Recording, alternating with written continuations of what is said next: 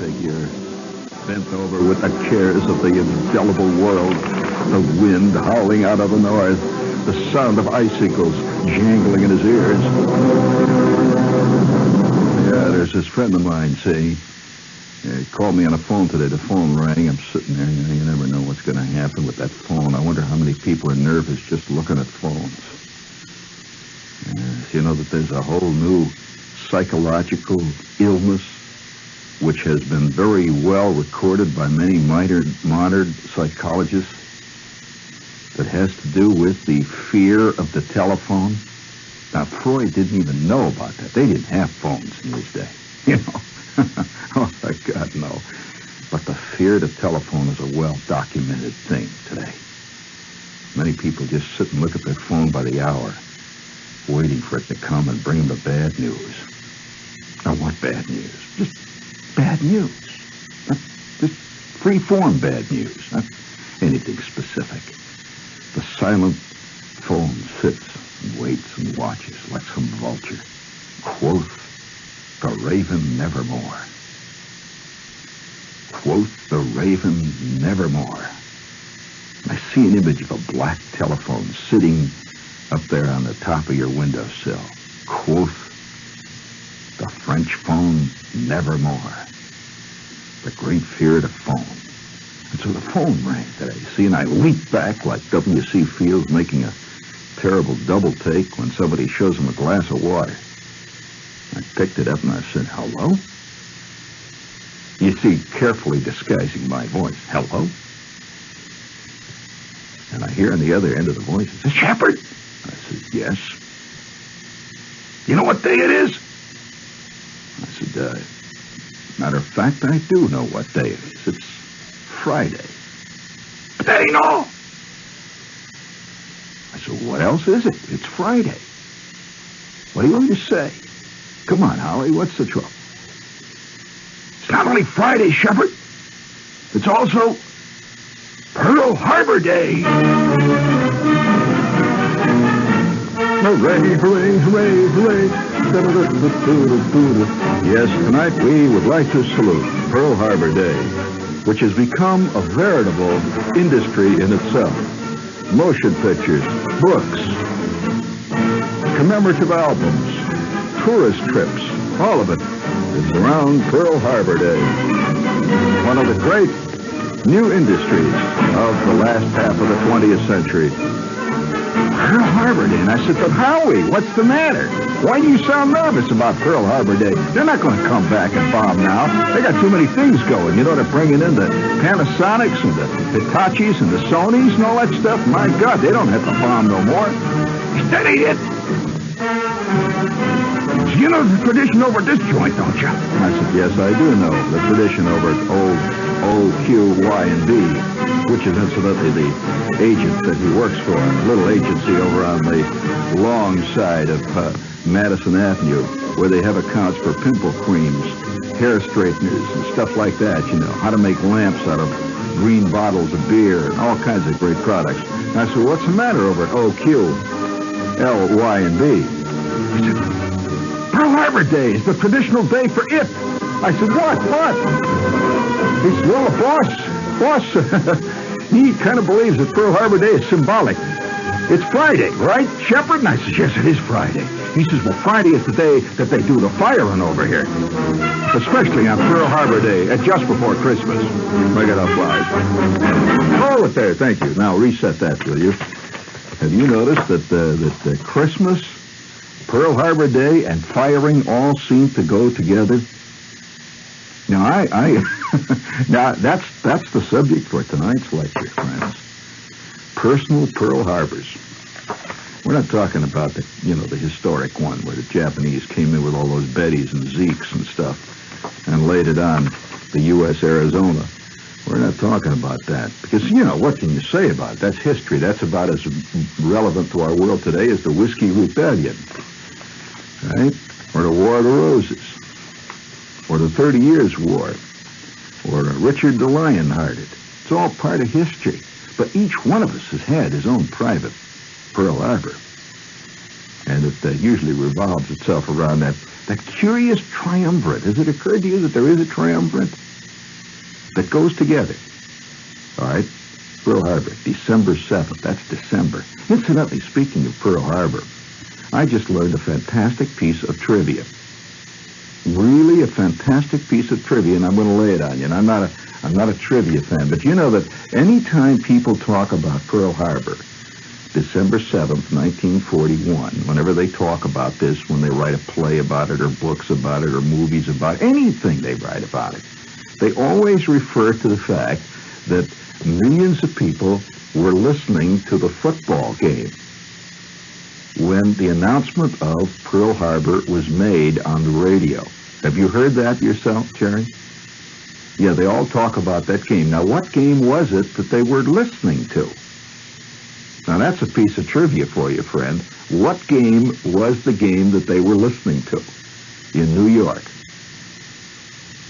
Well, now that's a real piece of trivia, and hardly anyone can come up with it, but they always use it. In fact, I saw a movie here a couple of days ago on late television, 3 o'clock in the morning, something like Sneak Attack it was called, and it showed somebody like Priscilla Lane and Ronald Reagan, somebody like Jeffrey Lynn sitting there, and they're having breakfast or they're having lunch or something in the house, and the radio's going in the back. Hello, they're down on the 27-yard line, and with third down and 3 to go.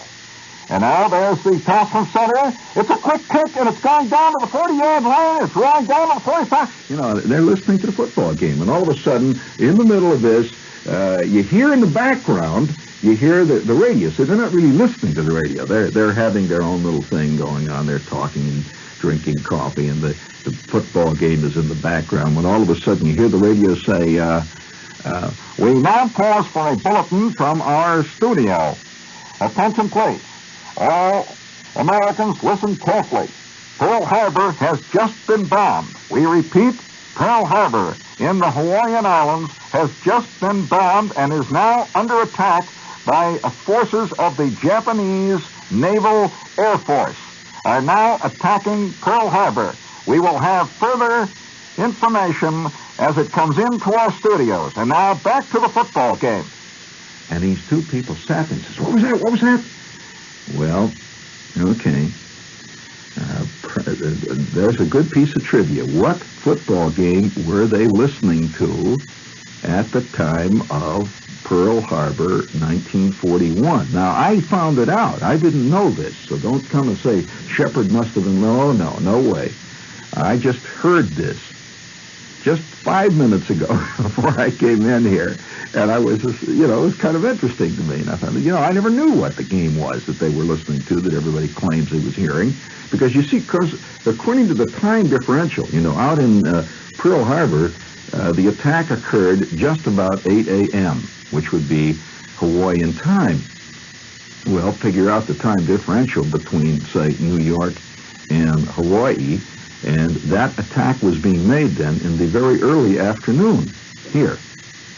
Do you agree? Okay, so here was this football game on the radio, and it was apparently a very big game in New York, and everybody was listening to it, or at least a large number of people were listening. And they were listening to what station? You'd be astounded. It was WOR. It was this station they were listening to, because this station had the exclusive rights to the professional football game that was being broadcast at the time that Pearl Harbor occurred. Now, what was the game? Who were the teams playing? Who were the two teams? Obviously, two teams. Who were they? Well, I'll give you a clue. It was a local New York game. So you use your head right away. Who was in the professional football league? Who would it be? Who? No. Why do you pick such an off-the-wall team? What New York team is the most famous professional New York team? Right, there you go. That's using the head now. Let's start getting the head going. The Giants, right. The New York Giants were playing. Who were they playing? I'll give you a clue. It was a team that was a local team, curiously enough. Another clue, it was not the Yankees. Huh? That's correct. They were playing the Dodgers. There was a football team called the Brooklyn Dodgers. So they were having a big professional football game on that day. Now, here is a fantastic bit of trivia, and I will just leave it on there, and I will not say any more about it. Get ready in there. We will salute this trivial moment and yet important moment in American history. Who was the play-by-play announcer that they were listening to at the time that the studio cut in and says, "Attention, please. Attention, please. A special bulletin from the WOR newsroom. The Hawaiian Islands, the naval and army base at Pearl Harbor, is now under attack from forces of the Japanese Air Force and Navy. We will have more information as it comes into our newsroom. And now back to the football game." Who was the announcer that was doing that play-by-play game?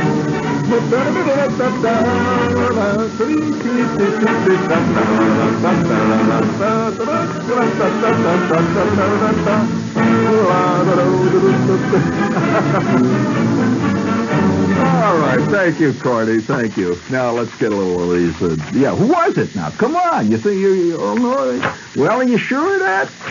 Don't be smart now. You know, you're just loudly making guesses here. Friends, as you probably know, Denmark is one of the friendliest countries in the world, according to this county. Well, we think that Denmark produces the friendliest cheeses in the world. You know, not like those hateful cheeses and those biased and prejudiced cheeses from other countries. Listen to these strictly Danish names: Esrom, Thibaut, Danbo, Samso, Havarti, Creamy Havarti, and Dana Blue. These are all great Danish cheeses, so we suggest that you try some of these great Danish cheeses. Look for Thibaut along with Esrom, Samso, Havarti. Incidentally, Thibaut wears that red waxy coat. You know, it looks like a little red bowling ball. They're all from Denmark. And Denmark is the cheesemaker to the world. Now, at last, at the Montfontaine Theater, 46th Street between Broadway and 8th Avenue, the exciting new production of the Pajama Gang. I want you to sit there for half a minute because I got to ask some tough questions. Do you think all beers taste the same? Have you heard about the Ballantine Brewmaster? How he's so good he runs all 7 breweries that make Ballantine, not just one? Do you know he makes the best tasting beer you can buy? When someone asks you, does one beer taste better than the rest? You give him the answer. The only answer. Ballantine. Yeah, this is WOR New York, the station that brought you the news of Pearl Harbor. Yeah, it's all right. Don't worry, Jerry. I see it very well. I just couldn't miss that opening, though. No, that's a fact. This station did break the news to New York. I'm sure there were other stations around the country that broke it in their area, but this was the station that broke the news to New York about Pearl Harbor. And I don't know who the announcer was, the newsman who was on duty at the time here. That'd be interesting to find out. Find out who the guy was that came in and broke right in here and said Pearl Harbor is now being attacked. But I do know who the announcer was who did the football game on the day of Pearl Harbor. Now, I'll ask you another question of trivia nature about that same thing. Since we now have established that the Giants were playing the Brooklyn Dodgers, which was a professional football team at the time, who won the game? What was the final outcome of that game? Well, don't be so sure. Who won that football game? And who was doing the play-by-play of the game? I heard a lot of fascinating things about that today, which I will go into. Incidentally, the first annual, this little tag after that thing we have there, that was brewed by the P. Ballantine Brewing Company, of course, Ballantine Beer, Cranston, Rhode Island. Now, these are all sort of cliches today. Everybody talks about Pearl Harbor, you know, and they always talk about listening to the football game. And incidentally, I also found out that game did have a very large rating that day. Not because of the announcement of Pearl Harbor, but because the game between the Giants and the Dodgers was a very emotional contest here locally in New York. Now, if the Giants had been, let's say, playing the Pittsburgh Steelers of that day, there wouldn't have been that great a listening audience. But because they were playing the Dodgers, this was another ball game. And where was it being played? Where were they playing the game? Well, don't be too sure, you know. The Dodgers had a field, too. Now, where were they playing this game? That's a good question. And I talked to people about it, and one of the guys that was involved said that the first hint that they had at the football game, that anything, they didn't know. They were up in the booth, you know. They were doing this whole game. That's as far, because there's no connection between the booth and back at the studio, except when they want some kind of an engineer signal will go back and forth. But they didn't have any idea that there was anything happening. And, of course, the audience watching the game, there was a big crowd that was a sellout. It was a packed house at the game, had no idea what was going on. But there was an announcement made at the game, and the first hint that these guys had up in the booth that anything was happening and was a historical day came when this announcement was made on the PA system, not by the radio people, but on the PA system. Can you give me a little echo chamber? I'll give you what that sounded like, the PA announcement. Hello, hello, hello, hello, hello. Just a little bit less.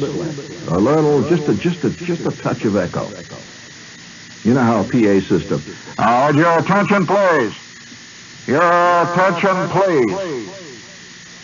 Would Colonel Donovan of the U.S. Army please report to his headquarters immediately? Would Colonel Donovan of the U.S. Army report to his headquarters immediately?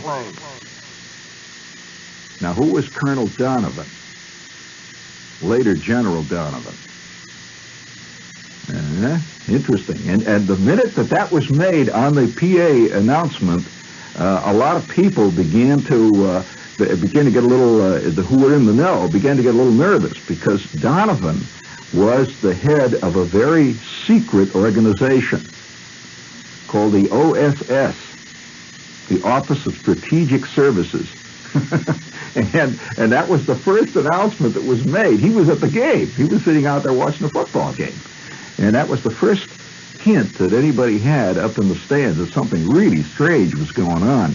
And then at that moment, just after that announcement, there was a phone call in the booth that there is going to be a bulletin immediately, and that they were going to drop from the game and pick it up back in the studio. And so at that point, the line dropped, and they could hear on the two-way line, they could hear the announcement being made. And the announcer just broke in and said, your attention, please. Here is a bulletin from the WOR newsroom. Pearl Harbor is now under attack.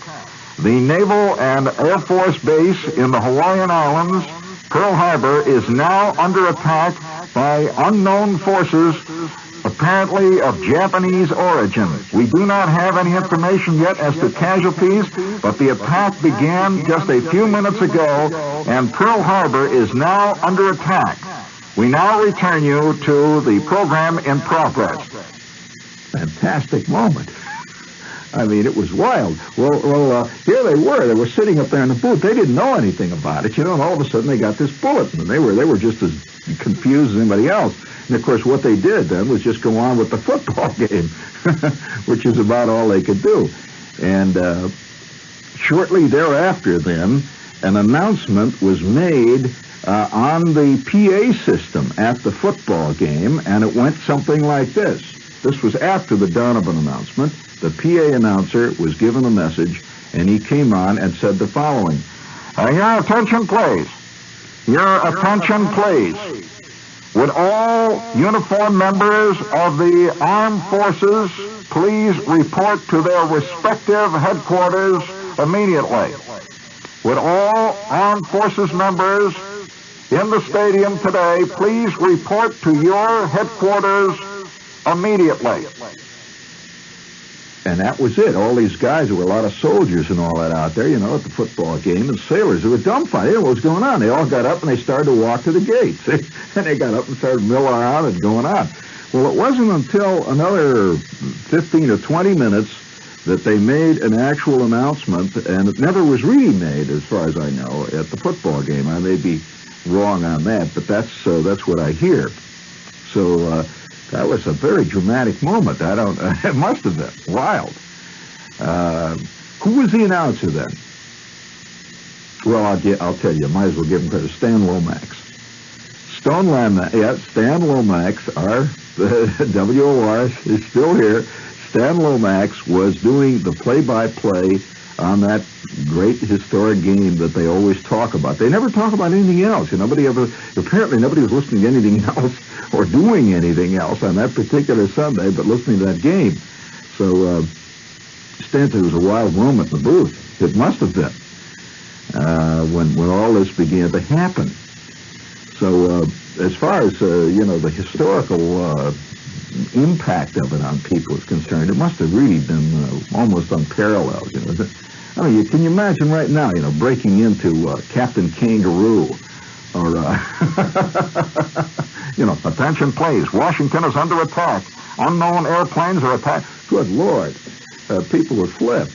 And at that time, apparently, a lot of them did. Michael, you're not eating. What's the matter? I'm saving myself, Mom, for the Wine and Cheese Festival at the New York Coliseum. Wine and Cheese Festival? When you have boiled beef and mixed vegetables to eat? You love my mixed vegetables. I do, Mom, but this is the first annual International Wine and Cheese Festival. That means wines and cheeses from all over the world. Burgundy, champagnes, rosés, and Bordeaux to sip.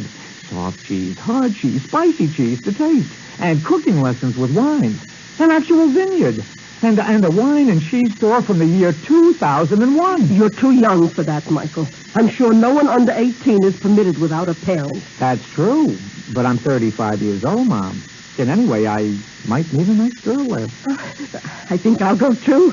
Maybe I can learn how to cook with wine and cheese. Hey, listen, before I go any further, Sunday afternoon,